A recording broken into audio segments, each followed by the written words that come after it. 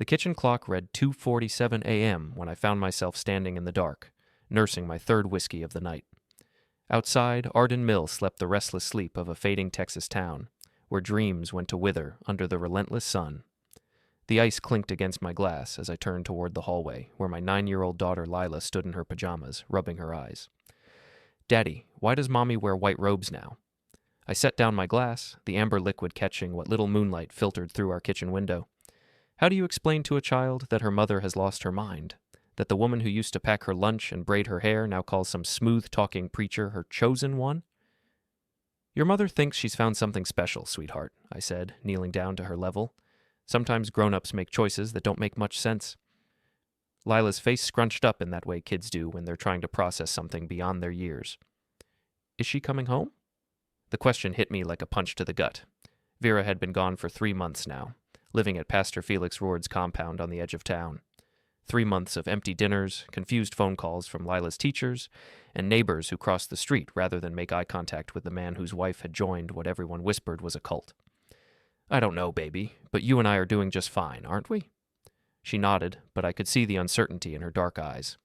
The same eyes as her mother's, before they'd gone glassy and distant during our last real conversation. After tucking Lila back into bed, I returned to the kitchen and the stack of legal papers that had arrived that afternoon. The letterhead read, "Sanctuary of Divine Light Corporation," and the contents made my stomach churn. Somehow, someway, our house, the house my grandfather had built with his own hands, now belonged to Felix's church. I spread the documents across the kitchen table, my contractor's eye scanning the fine print. There it was, clear as day. A quitclaim deed transferring the property to the church corporation dated 2 weeks ago. Both signatures were present, mine and Vera's.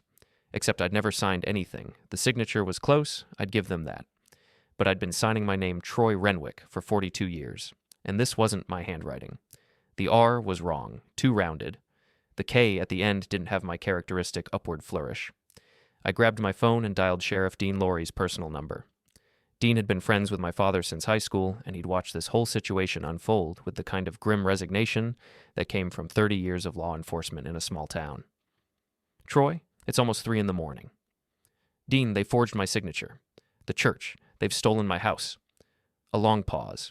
I could hear Dean's wife murmuring something in the background. "You sure about that, son?" "I'm looking at the paperwork right now. This isn't my signature, Dean. They've committed fraud." "That's a serious accusation. You got proof?" I thought about the dozens of documents I'd signed over the years. Contracts, permits, tax forms. I can get handwriting samples. But Dean, if they're willing to forge documents, what else are they doing to those people out there? Another pause. "Meet me at the station in an hour. Bring everything you've got." The Arden Mill Sheriff's Department occupied a squat brick building that had seen better decades.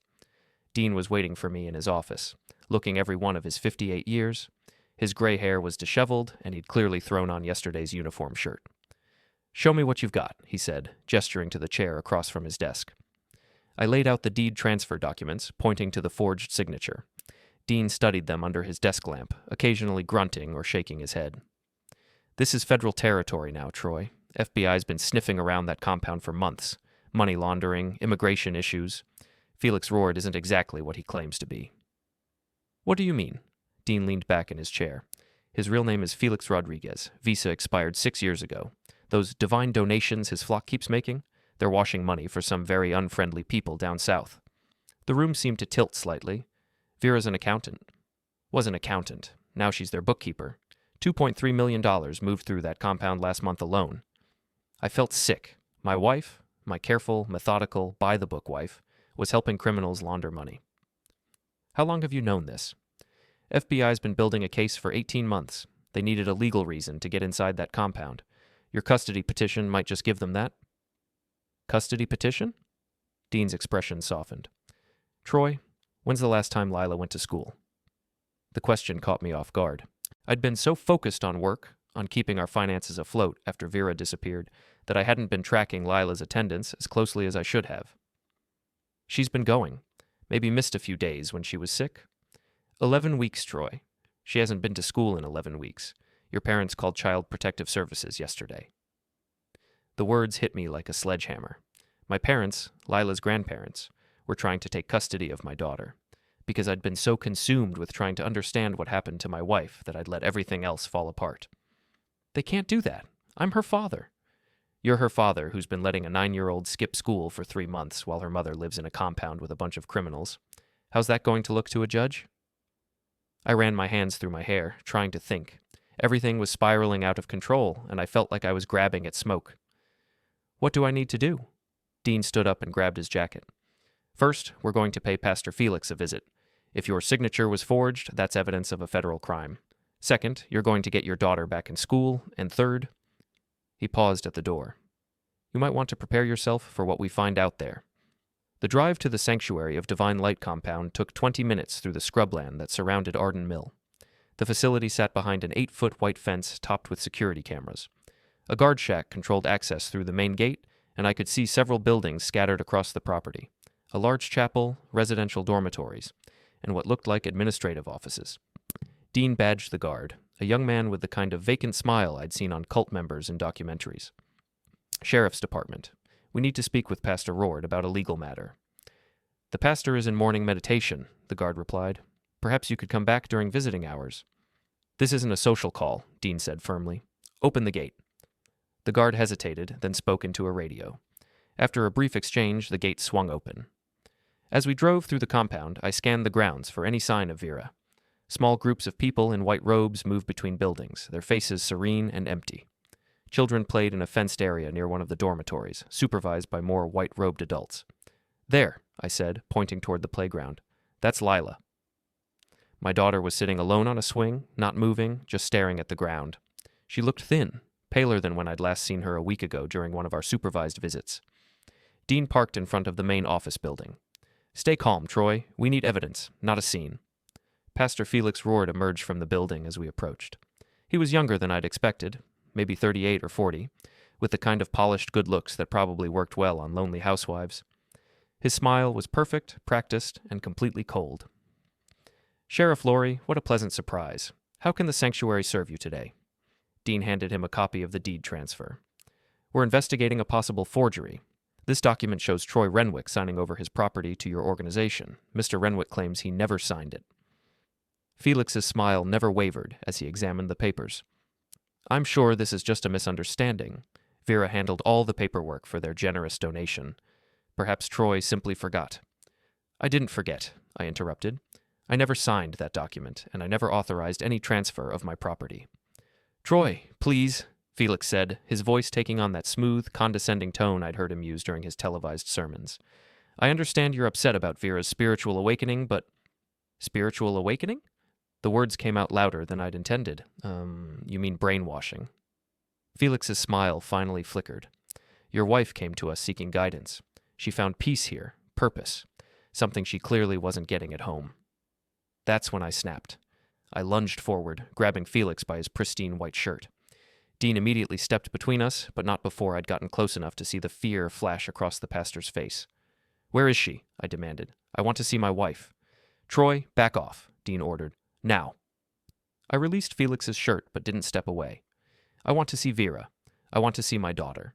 And I want an explanation for how my signature ended up on documents I never signed. Felix straightened his clothing, his composure returning. Vera is in prayer retreat.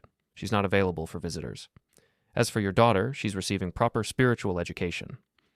She's supposed to be in public school, Dean interjected. State law requires it. We provide comprehensive homeschooling that meets all state requirements, Felix replied smoothly. I was about to argue when I heard a familiar voice behind me. Troy? What are you doing here? I turned to see Vera approaching from the chapel. She looked different. Thinner, her usually neat brown hair hanging loose around her shoulders. The white robe made her skin look washed out, almost gray. Vera. I took a step toward her, but she didn't move to close the distance between us.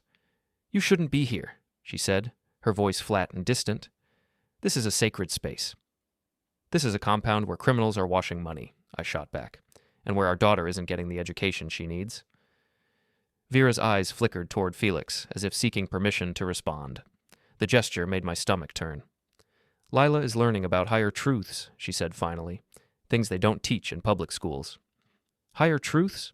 Vera, listen to yourself. This isn't you talking. This is me finding my true purpose, she replied, something I could never do while trapped in our marriage. The words stung, but I pushed forward. What about the house, Vera? Did you forge my signature on those transfer papers? Again, that glance toward Felix. I did what was necessary to free us from material attachments. You committed fraud. You stole our home. Felix stepped forward, placing what I'm sure he thought was a protective hand on Vera's shoulder. Troy, I think it's time for you to leave. Vera has made her choice. I looked at my wife, really looked at her. The woman I'd married 15 years ago, who used to laugh at my terrible jokes and worry about balancing our checkbook to the penny. This hollow-eyed stranger in white robes wasn't her. Vera, please, come home. We can work through whatever problems we had, but this isn't the answer. She shook her head slowly. There's nothing to work through. That life is over. Dean touched my arm. Troy, we need to go. We've got what we came for. As we walked back toward the patrol car, I could hear Felix speaking quietly to Vera, his voice too low to make out the words. But I could see her nodding, accepting whatever he was telling her. This isn't over, I called back to them. Felix's smile returned, cold and confident. Yes, it is. The drive back to town passed in silence. I stared out the window at the empty landscape, trying to process what I'd just witnessed. My wife was gone, not just physically, but mentally. The woman I'd married had been replaced by this hollow shell who took orders from a criminal pretending to be a holy man. What happens now? I asked as Dean pulled into the sheriff's department parking lot. Now we build a case. Federal prosecutors will want to examine those documents, maybe bring in a handwriting expert, and you need to get Lila back in school immediately. What about custody? My parents will probably back off once they see you're taking action. But Troy... Dean turned to face me. You need to understand something. Even if we prove the signature was forged, even if we shut down this whole operation, there's no guarantee Vera comes back. Some people, once they fall down this rabbit hole, they never find their way out. I nodded, though the words felt like stones in my chest. I understand. But as I drove home to my empty house, passing neighbors who averted their eyes and crossing streets where children used to play with my daughter, I realized I didn't understand anything at all. The only thing I knew for certain was that Felix Rourde had destroyed my family, and I was going to make him pay for it. 2 weeks after my confrontation at the compound, I learned that losing your wife to a cult is considered character development in small-town Texas. At least, that's what my former friend Mike Patterson implied when he cornered me at Henderson's hardware store. Maybe this is God's way of telling you to examine your priorities, Mike said, blocking my path to the checkout counter. He'd been attending Felix's public sermons at the community center, though he hadn't moved into the compound yet. My priorities? I shifted the bag of screws and sandpaper in my arms. My priority is getting my family back. Vera found something beautiful out there, Troy. Peace, purpose. Maybe instead of fighting it, you should ask yourself why she needed to look elsewhere for fulfillment. I stared at Mike, a man I'd known since high school whose deck I'd rebuilt last summer for half my usual rate because his construction business was struggling. Now he was looking at me like I was the problem. She needed to look elsewhere because a con artist manipulated her, I said. The FBI is investigating that place, Mike. It's not a church. It's a money-laundering operation. Mike's expression hardened. That's just gossip and lies from people who can't handle the truth Pastor Felix is teaching. I pushed past him toward the register, but his words followed me. You drove her away, Troy. Your anger, your drinking, your inability to provide spiritual leadership in your home, Vera deserves better. The accusation hit home because there was just enough truth in it to sting. I had been drinking more since Vera left. I had been angry, furious, actually, and I'd never been much for church or spiritual matters. But I'd also been a faithful husband, a provider, and a father who'd never raised his hand to his family. Whatever problems Vera and I had, they didn't justify this. I paid for my supplies and left without responding to Mike. Outside, I noticed Darlene Hutchins watching from across the street, her phone pressed to her ear, no doubt spreading the latest gossip about the Renwick family drama. The isolation was becoming suffocating. In the 3 months since Vera had left, I'd lost most of my friends. Several clients had canceled projects, and even my own parents were treating me like a failure. My mother had made it clear she blamed me for Lila's truancy and Vera's defection. If you'd been a better husband, none of this would have happened, she'd said during our last phone call. That poor child needs stability, and you're clearly not providing it. The irony was that I was trying to provide stability. I'd enrolled Lila back in public school, hired a babysitter for after-school care, and maintained as normal a routine as possible. But the damage was done. Lila was withdrawn, confused, and asked daily when her mother was coming home. My work was suffering too. Word had spread that my wife was living in that cult compound, and in a conservative town like Arden Mill that made me a pariah. 3 clients had terminated contracts in the past month, citing scheduling conflicts that we both knew were lies. I was losing everything: my family, my business, my home, my reputation, and Felix Rourde was responsible for all of it. That evening, I sat in my truck outside the compound fence, watching the evening activities through the chain link. Groups of white-robed figures moved between buildings, children played in supervised groups, and occasionally I caught glimpses of Vera helping with dinner preparation. She looked content. That was the part that burned the most. While my world fell apart, she seemed genuinely happy in her new life. My phone buzzed with a text message from Dean. FBI wants to meet tomorrow, 10 a.m. at the station. Bring everything. The next morning, I arrived at the sheriff's department to find Dean waiting with a woman in a dark suit. She was maybe 45, with short gray hair and the kind of intense focus that marked federal law enforcement. Troy Renwick? I'm Special Agent Maria Rivas, FBI Financial Crimes Division. Sheriff Laurie tells me you have information about fraudulent documents. I handed over copies of the deed transfer and several examples of my genuine signature. Agent Rivas examined them carefully, occasionally making notes. This is definitely forgery, she said finally. The question is whether your wife did this voluntarily or under duress. Does it matter? For prosecution purposes, yes. If she was coerced or manipulated, she might be considered a victim rather than a co-conspirator. Agent Rivas opened a thick file folder. Mr. Renwick, what I'm about to tell you is part of an ongoing federal investigation. Pastor Felix Rourde, whose real name is Felix Rodriguez, has been under surveillance for 18 months. His organization has processed over $12 million in cash donations since opening, with very little documentation about where that money comes from. The number staggered me. 12 million? The compound operates as a religious corporation, which provides certain tax advantages and limits oversight. But we've identified patterns consistent with money laundering operations: large cash deposits, immediate transfers to offshore accounts, purchases of luxury items for church use. She pulled out a photograph showing Felix getting out of a BMW convertible. $60,000 car purchased with church funds, along with a $40,000 watch, a boat, and a vacation home in the Bahamas. What about the people living there? The families? That's where it gets complicated, Agent Rivas said. Most of them appear to be there voluntarily. No physical restraint, no obvious coercion.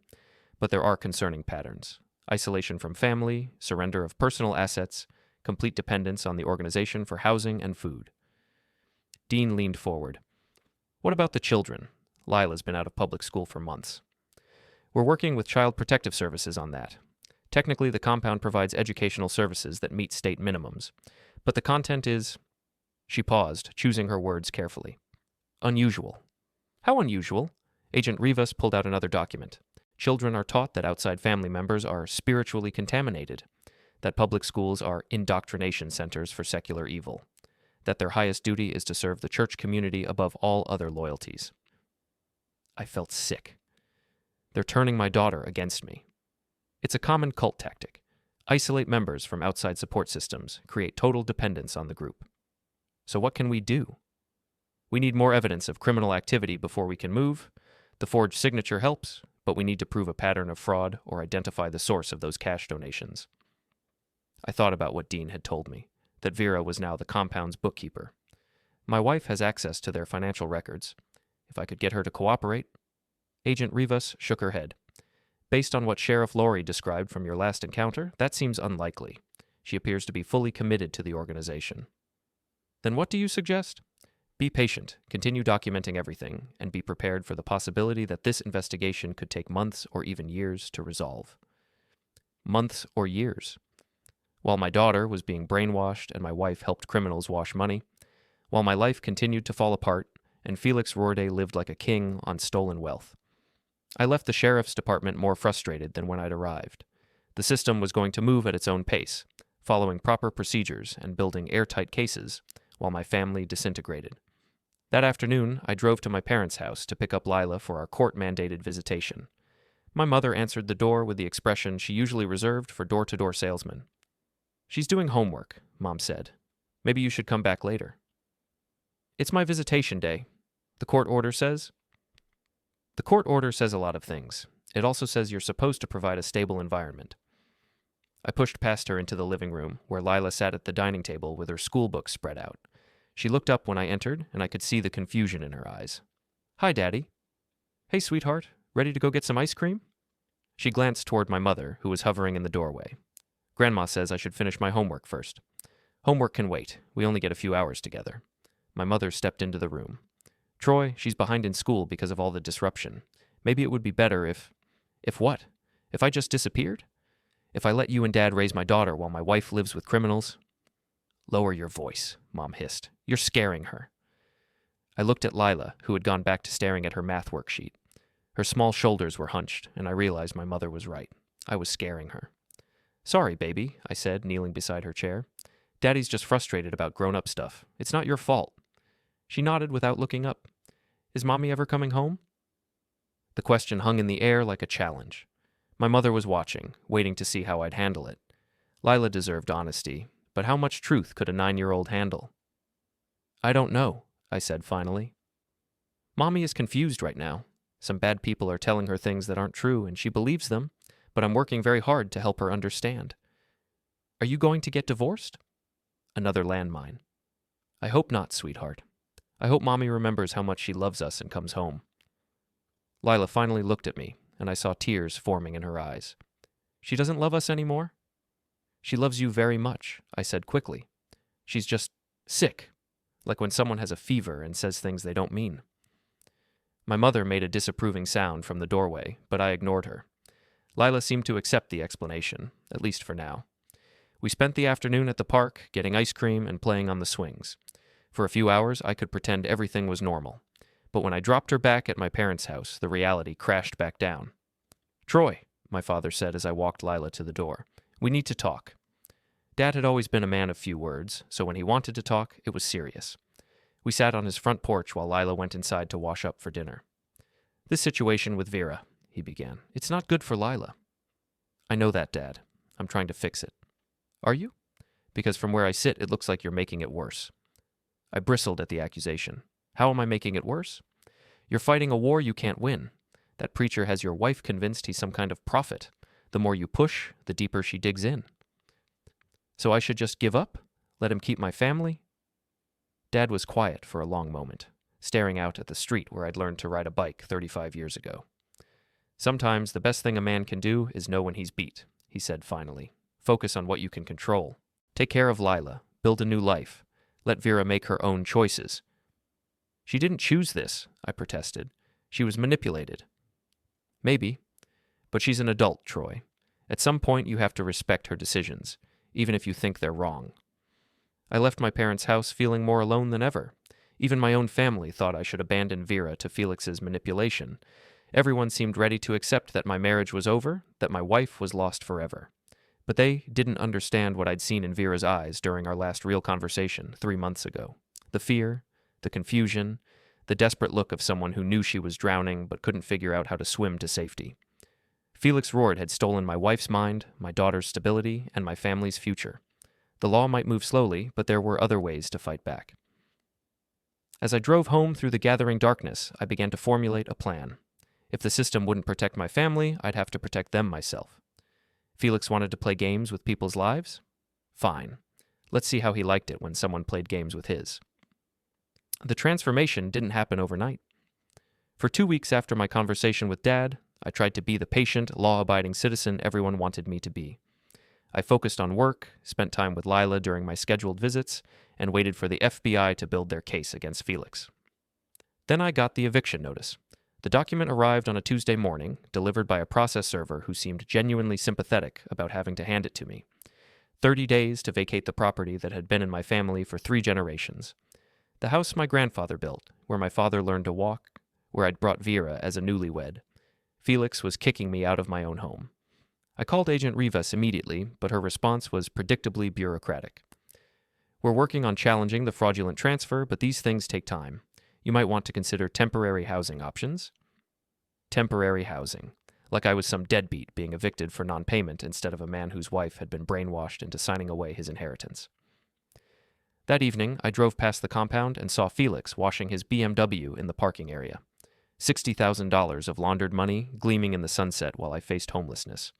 He was whistling, actually whistling, as he worked. Something inside me snapped. I drove home, grabbed a bag of sugar from the kitchen, and returned to the compound after midnight. The security cameras were focused on the main gate and building entrances, but the parking area had blind spots. I'd spent enough time studying the layout during my surveillance visits to know exactly where they were. Felix's BMW sat in its usual spot near the administrative building. I unscrewed the gas cap and poured the entire bag of sugar into the tank. Then I used my pocket knife to slash 2 tires, not all 4, which would be obvious vandalism, but 2, which could be explained as bad luck. For good measure, I spray-painted "Liar" across the windshield in red letters. The next morning, I was installing kitchen cabinets in a client's home when Dean called. "Troy, where were you last night between midnight and 3 a.m.? I continued measuring cabinet spacing, keeping my voice level. "Home. Sleeping. Why?" "Someone vandalized Felix's car. Sugar in the gas tank, slashed tires, graffiti. You wouldn't know anything about that, would you?" "Sounds like someone's not happy with the good pastor. Can't imagine why." Dean sighed. "Troy, I'm going to ask you directly. Did you vandalize that car?" "No," I lied smoothly. "I was home with my daughter." It wasn't technically a lie. Lila had been staying with me that night due to a scheduling change with my parents, and I'd been home when Dean called. The timing was just flexible. "Felix is demanding we investigate. Says you threatened him during your last visit." I asked to see my wife and daughter. If he considers that threatening, maybe he's got a guilty conscience. Dean was quiet for a moment. "Just be careful, Troy. I know you're hurting, but don't do anything stupid." After hanging up, I found myself smiling for the first time in weeks. Felix's perfect little world had a crack in it now. A small crack, but cracks had a way of spreading. Over the next few days, I began gathering intelligence more systematically. I followed Paula Martinez, Vera's replacement at the accounting firm where she used to work. Paula had joined Felix's congregation 6 months ago, and now handled the church's business relationships with various local companies. What I discovered was illuminating. Paula made weekly trips to a check-cashing business on the outskirts of town, always carrying large briefcases.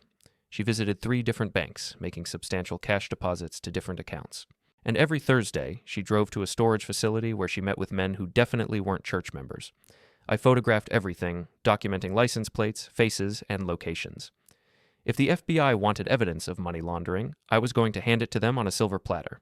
But intelligence gathering wasn't enough anymore. Felix had escalated by trying to evict me, so it was time to escalate back. I started with small things, sugar in the gas tanks of several compound vehicles. Graffiti on the fence, not profanity, just questions like "Where does the money go?" and "Ask Felix about his real name." Then I got more creative. The compound's main phone line was listed in public records. I began calling at random hours, asking innocent questions that weren't so innocent. "Hi, this is Tom from the IRS.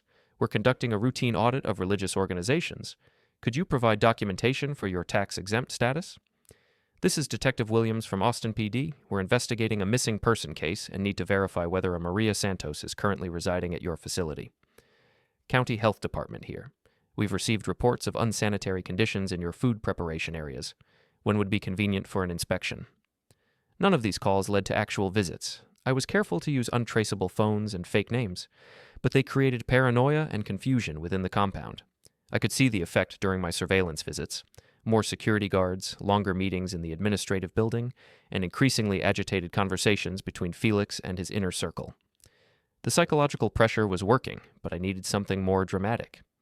The opportunity came when I learned that Felix was scheduled to speak at a community fundraiser for the local hospital, a public event where he'd be presenting himself as a legitimate religious leader, soliciting donations from unsuspecting citizens. I bought a ticket and arrived early, positioning myself in the 3rd row, where I'd be clearly visible to Felix, but not obvious to security.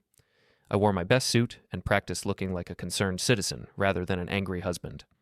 Felix's speech was a masterstroke of manipulation. He spoke about the importance of community service, the spiritual rewards of charitable giving, and the special blessings that came to those who supported God's work.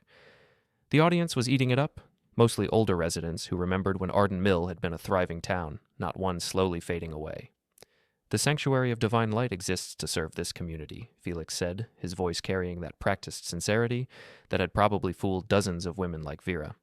"We ask for nothing but the opportunity to share God's love and to help our neighbors find peace in troubled times." That's when I stood up. "Pastor Felix," I called out, my voice carrying clearly through the hotel ballroom, "could you tell us about your immigration status?" The room went silent. Felix's smile flickered for just a moment before returning to full wattage. I'm sorry, I don't understand the question. Your visa, I continued, still standing. When did it expire? And why are you using a false name? Security guards began moving toward me, but I wasn't finished. Ladies and gentlemen, this man's real name is Felix Rodriguez.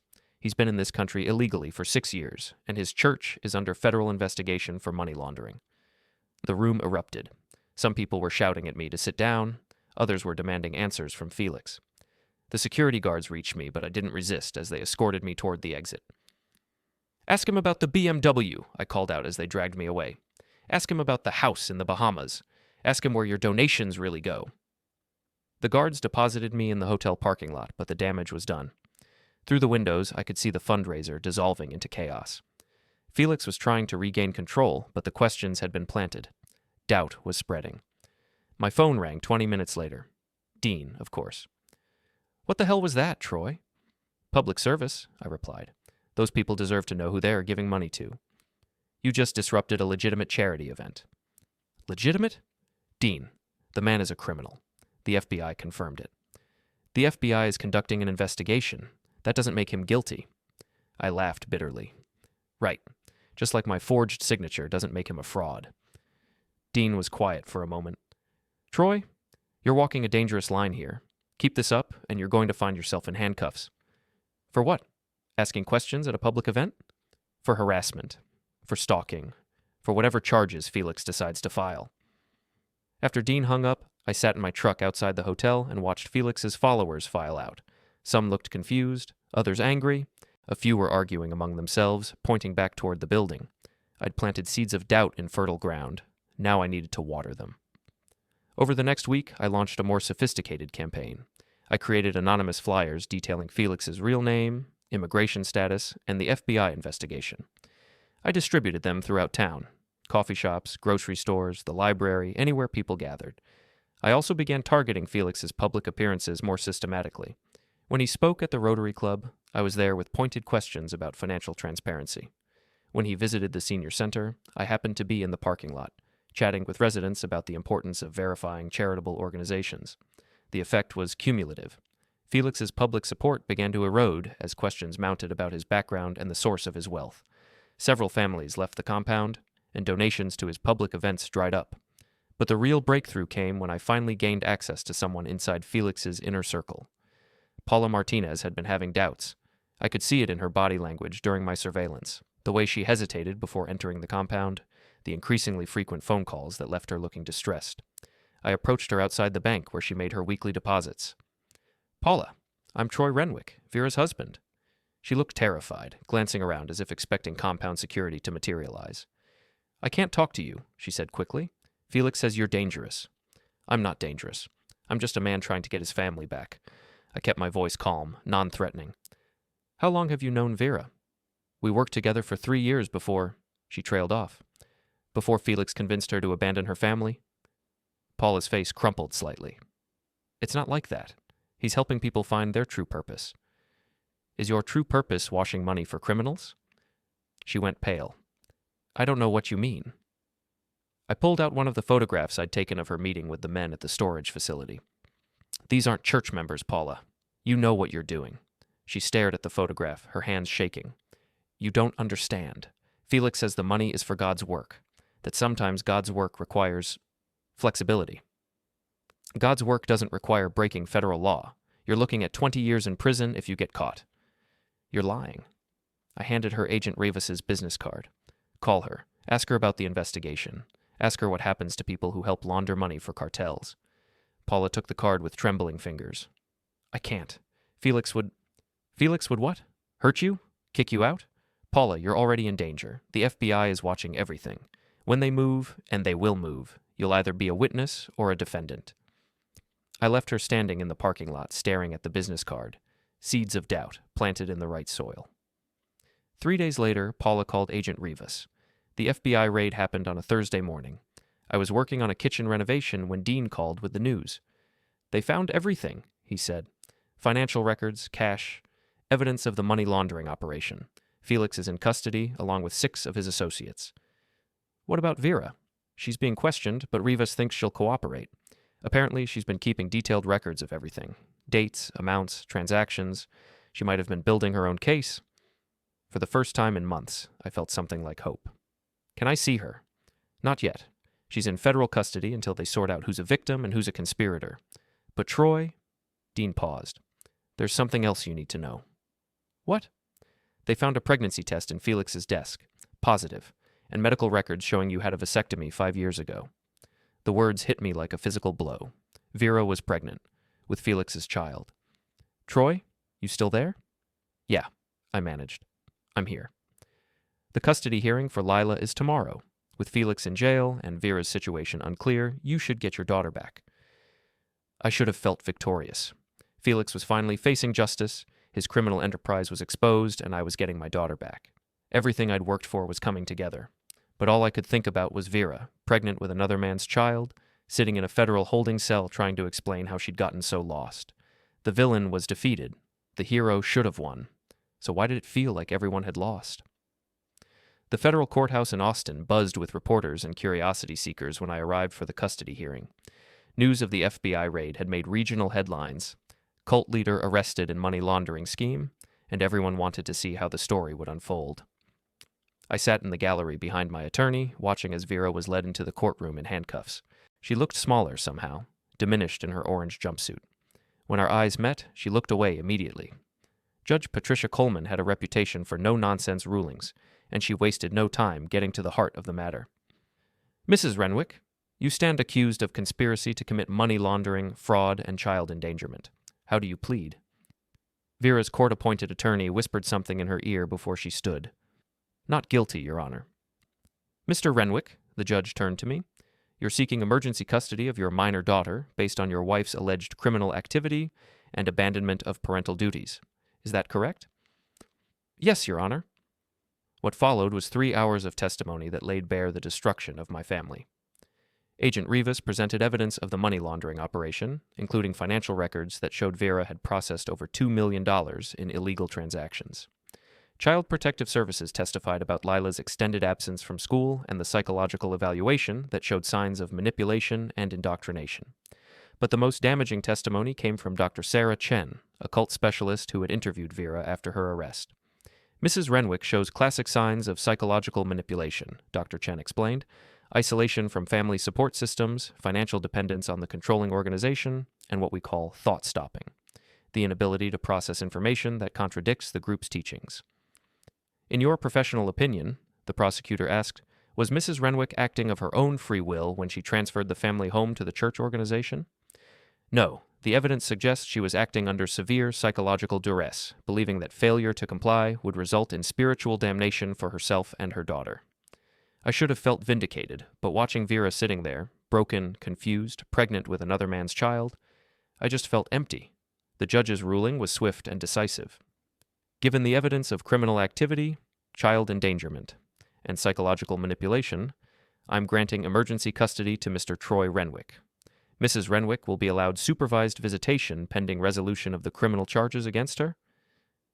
As the courtroom cleared, Vera's attorney approached me. Mr. Renwick, my client would like to speak with you. I found Vera in a small conference room, still in handcuffs, her eyes red from crying.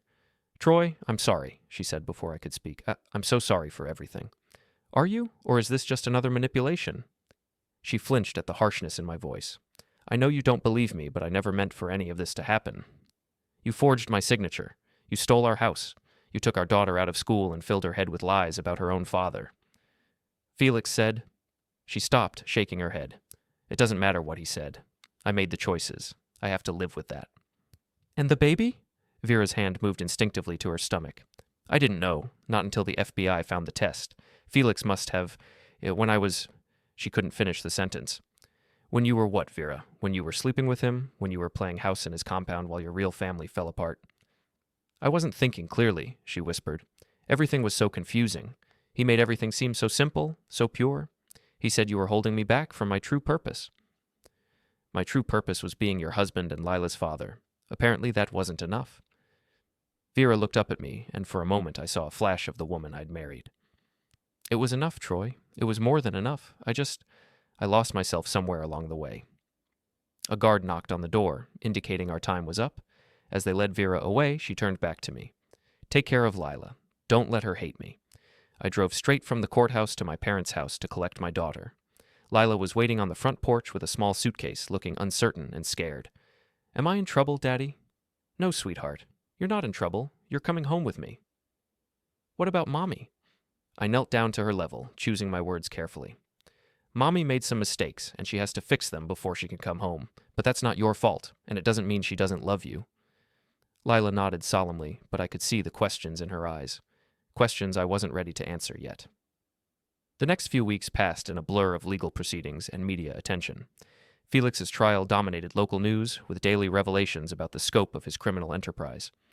The money laundering operation had connections to drug cartels in Mexico, and the total amount of illegal funds processed through the compound exceeded $15 million. Felix himself proved to be as manipulative in court as he had been in the pulpit. He claimed to be a victim of the cartel members who had forced him to launder their money. He portrayed himself as a spiritual leader who had been corrupted by evil influences beyond his control.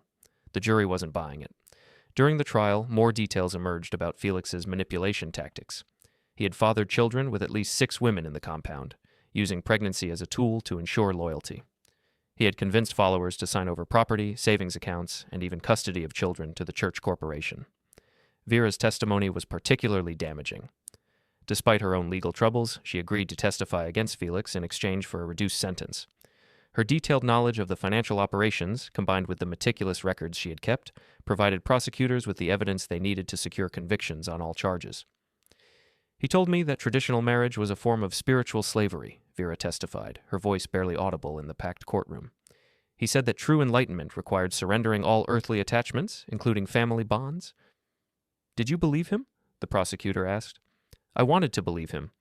My marriage was going through a difficult period, and Felix offered answers that seemed to make sense of my confusion." "What changed your mind?" Vera looked directly at Felix for the first time during her testimony. "When I realized he was using my daughter as leverage to ensure my compliance. When I understood that everything he had told me about spiritual freedom was just another form of control." Felix was sentenced to 25 years in federal prison. His associates received sentences ranging from 5 to 15 years. The compound was seized by federal authorities, and the victims were provided with counseling and assistance in rebuilding their lives. But the victory felt hollow. Vera pleaded guilty to conspiracy charges and was sentenced to 3 years probation with mandatory psychological counseling. The pregnancy complicated everything. She couldn't afford proper prenatal care, had nowhere to live, and faced the prospect of raising Felix's child as a single mother with a criminal record.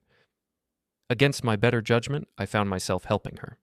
It started small, driving her to doctor's appointments when she couldn't afford a taxi, helping her apply for government assistance programs, making sure she had basic necessities.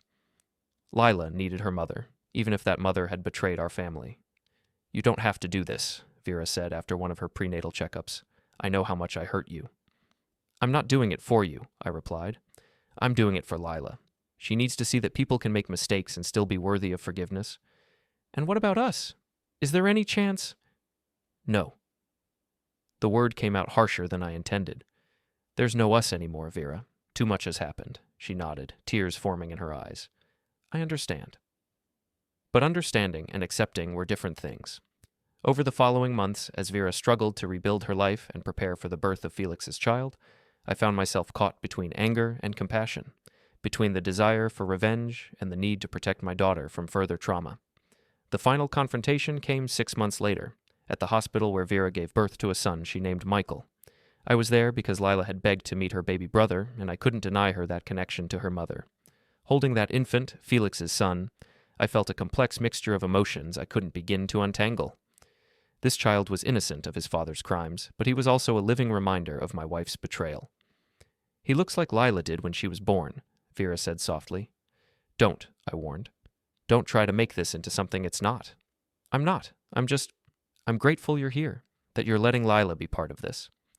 I looked at my daughter, who was gently stroking her baby brother's hand and whispering to him about all the things she wanted to show him when he got bigger. Her capacity for love, despite everything she'd been through, amazed me. "This doesn't change anything between us," I told Vera. "You made your choices, and now you have to live with the consequences." "I know," she replied. "But maybe someday." "There is no someday, Vera. This is how it is now. You're the mother of my daughter and the mother of Felix's son. That's the only connection we have. As I drove Lila home from the hospital that day, she was unusually quiet. Finally, she spoke up from the back seat. "Daddy, do you think Mommy will ever come home?" I looked at her in the rearview mirror, this brave little girl who had survived the destruction of her family with more grace than any of the adults involved. "No, sweetheart. Mommy has a different life now. But that doesn't mean she doesn't love you, and it doesn't mean we can't be happy, just the two of us." Lila nodded thoughtfully. "I think we can be happy. We're pretty good at taking care of each other." She was right. We were good at taking care of each other, and maybe that was enough. Felix Rourde had destroyed my marriage, stolen my wife's mind, and shattered my family. But he hadn't destroyed my relationship with my daughter, and he hadn't broken my capacity to build a new life from the ruins of the old one. The villain had been defeated, justice had been served, and the victims were slowly healing. It wasn't the ending I'd imagined when this nightmare began, but it was an ending I could live with. As we pulled into the driveway of the house I'd managed to keep, the house my grandfather built, where my daughter would grow up knowing she was loved and protected, I realized that sometimes victory doesn't look like what you expected.